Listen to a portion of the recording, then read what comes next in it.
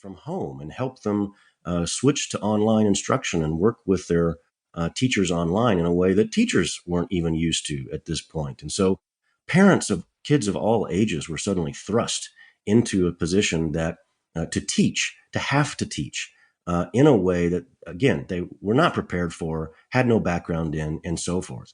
Likewise, the working world was spun on its head when so many companies shifted work to virtual and remote work and working from home.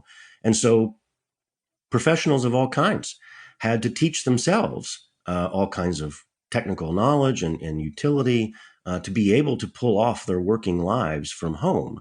And they had to do it immediately. They had to do it with no warning. They had to do it in under circumstances in which they had no preparation. Likewise, all kinds of organizations that employing all kinds of people that made those switches to virtual work and working from home.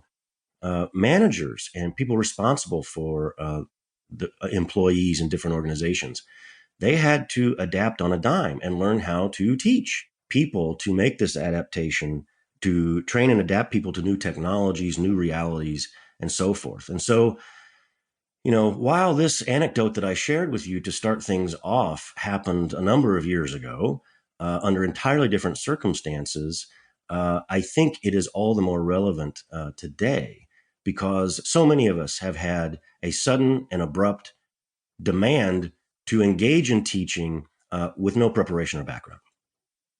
And what that experience does to you is it shines a bright light on, number one, how challenging it is to teach effectively, and number two, how much value there is in being able to teach effectively, and how important it is and what the important things that you can accomplish if you are able to teach others of all ages, right? All the examples that I gave, parents teaching their kids, professionals teaching themselves, managers and organizations teaching their colleagues. Teaching and effective teaching is relevant across the life course and is relevant across different organizational settings, different professional endeavors, and so forth. And so I think we've all had, again, a bright light shown on how hard this is and how important it is.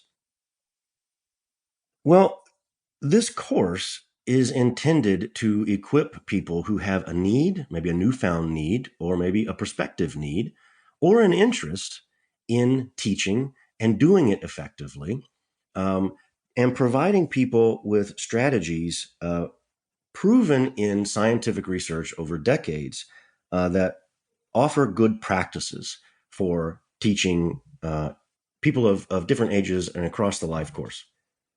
And so what this course aims to do for those of you who are taking it is, number one, we're going to talk about and discuss how you can develop your own courses that are of use to you in your particular situations, and develop course design techniques and how to go about getting something off the ground. It could be something as simple, or not as simple, but as short and concise as a professional development session in your workplace. It could be something as extensive as a semester-long course of some kind.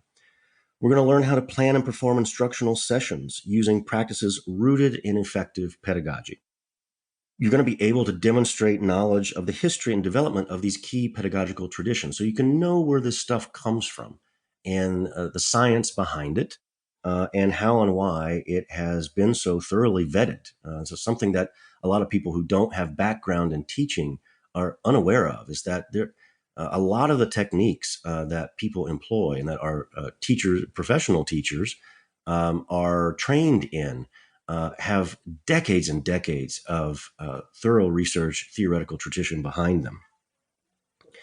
You're going to learn how to create your own assessments of student learning, right? So you can measure the extent to which students are absorbing, taking home, comprehending, and grappling with the things that you're teaching, and how that aligns with the course content and expectations that you developed.